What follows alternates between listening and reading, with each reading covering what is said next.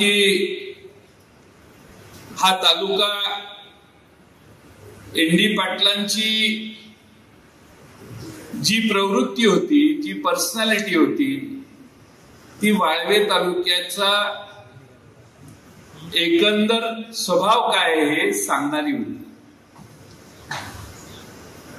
मी दोन्ही दादांना सांगू इच्छितो की हा तालुका हा फार स्वाभिमानी लोकांचा तालुका आहे.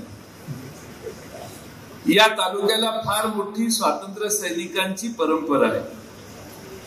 क्रांतिसिंह नाना पाटील याच तालुक्यातले, नागनाथ नायकवडी याच तालुक्यातले, बाबूजी पाटणकर याच तालुक्यातले, बर्डे गुरुजी याच तालुक्यातले, पांडू मास्तर देखील याच तालुक्यातले नवे, अशी असंख्य यादी मोठी आहे की ज्यांनी ब्रिटिशांशी संघर्ष करताना कधीही माघार घेतली नाही. या तालुक्याचं हे सगळ्यात मोठं वैशिष्ट्य आहे. कदाचित भारतातल्या सगळ्या तालुक्यांपेक्षा वाळवे तालुका वेगळा आहे असं मी मानतो. तुम्हाला असा तालुका सापडणार नाही की ज्याच्यात लढवाई प्रवृत्ती आहे, लढण्याची मानसिकता आहे. लढाई करायची असेल तर ती शेवटपर्यंत निकराने करायची, हे आयुष्याच्या शेवटपर्यंत एनडी पाटील सरांनी दाखवून दिलं. हा या तालुक्याचा आदर्श आहे. आणि म्हणून हा आमच्या तालुक्याचा प्रॉब्लेम पण आहे. सहजासहजी वाकत नाही, सहजासहजी शरण जात नाही. लढाई करायची असेल तर ती करताना कितीही फितुरी झाली तरी जे आहे त्यांच्या बरोबर घेऊन लढायचं, हे एनडी पाटलांपासून सगळ्या स्वातंत्र्य सैनिकांनी आम्हाला शिकवलेलं. हा प्रॉब्लेम आहे आणि हे आमचं वाळवे तालुक्याचं स्वाभिमानाचं केंद्र पण आहे.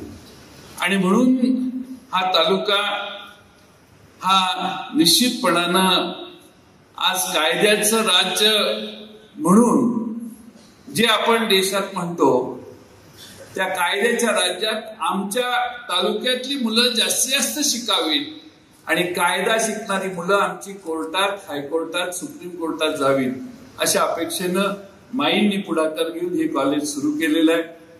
माई, तुमचं मनपूर्वक अभिनंदन.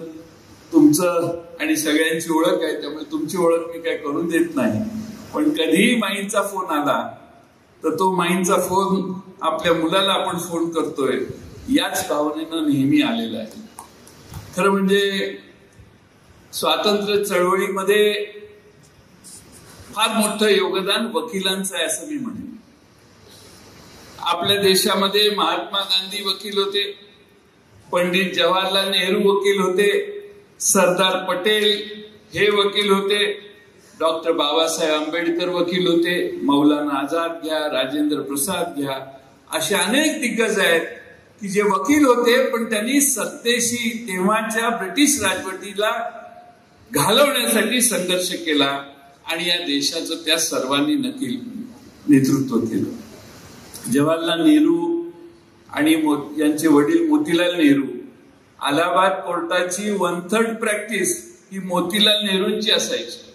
अत्यंत धनिक, प्रचंड मोठी प्रॅक्टिस करून पैसे मिळवलेले, पण ते सगळं सोडून त्यांनी स्वातंत्र्य संग्रामात भाग घेतला.